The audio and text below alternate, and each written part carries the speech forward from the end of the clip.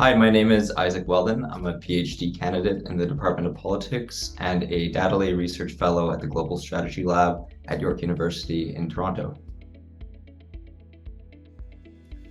My research is on the global governance of antimicrobial resistance. And so essentially it's looking at ways to improve the way the world cooperates around this really complicated issue.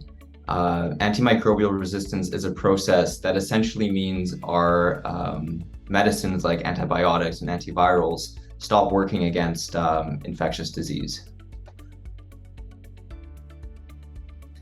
Since my undergrad in political science, I've always wanted to apply political science and political economy methods to try to reveal insights in global health.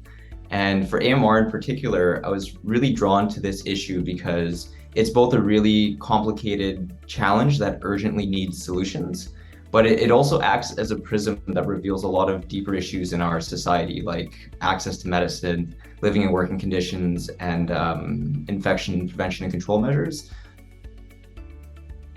I find the research very meaningful because I think it's awesome being at the cutting edge of a really relevant issue, and especially in the context of this new wave of attention in global health because of the COVID-19 pandemic.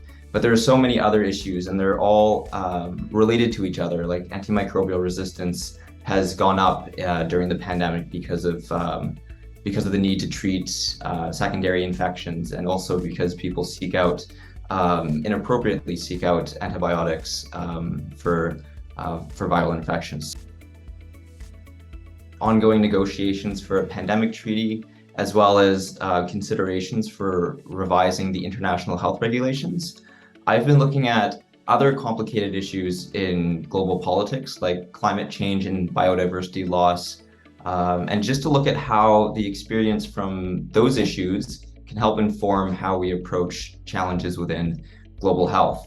For example, looking at how different common pool and public resources are governed at the global level, as well as the role that international law might play. Yeah, well, without coordinated and concerted global efforts, the medicines that we depend upon to treat infectious disease enable life-saving procedures like chemotherapy. And as well, we also use antimicrobials a lot in agriculture and in animal health, and so we use them to improve agricultural yields and ensure food security around the world.